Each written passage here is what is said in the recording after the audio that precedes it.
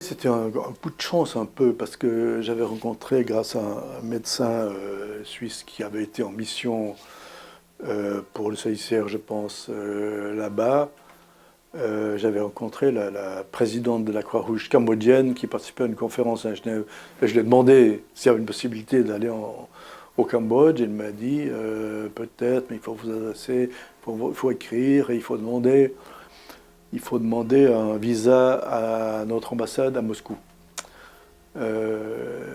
Puis ce que j'ai fait, puis au bout de quelques semaines ou même de mois, je sais pas, j'ai reçu une réponse positive et j'ai pu aller là-bas. C'était donc, c'est peu après quelques mois après la chute des Khmers rouges et l'invasion vietnamienne du Cambodge. C'est une époque où Phnom Penh était encore partiellement, en grande partie déserte. Tout était fermé, mais ils laissaient au compte-gouttes, les Vietnamiens laissaient au compte-gouttes de venir un peu de population. Il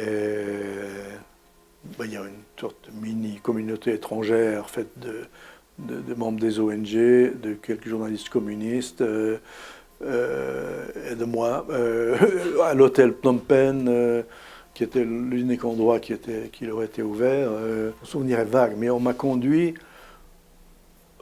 tout près de la ville, dans une espèce de colline boisée, où on avait creusé des fosses extrêmement profondes. En fait, et puis j'ai jamais su vraiment de quoi il s'agissait, parce que les gens ne répondaient pas vraiment à mes questions. Mais c'était des fosses profondes qu'on venait d'ouvrir pour révéler que des massacres avaient eu lieu. Et une puanteur incroyable se dégageait de ces puits. Puis c'était profond. Les corps avaient été logés de façon très profonde. Et j'arrivais pas à déterminer ce qui s'était passé réellement là. Les gens me disaient, les Khmers rouges ont massacré des gens, puis ils les ont mis là. Mais c'était quand même bizarre il y a des mois que les Khmers rouges avaient été chassés de cet endroit, puis cette puanteur incroyable me semblait plutôt récente.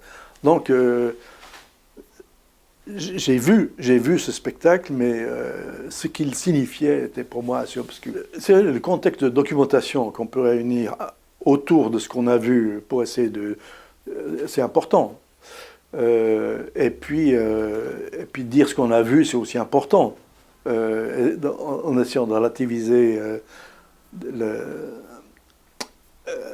la véracité des choses qu'on entend ou qu'on voit. C'est difficile parfois de démêler le vrai du faux. Enfin, le contexte général était assez clair. Les Vietnamiens avaient envahi le pays pour chasser les Khmers rouges et ils mettaient en place des gens à eux. Leur discours était un peu univoque et clair, qui répondait à leurs besoins et à la justification de leur action qu'ils avaient entreprise. Et puis les journalistes communistes qui étaient là, français en particulier, dont Francis Crémieux, qui était un journaliste de France Culture après, assez connu, répercutaient l'information vietnamienne, ouais.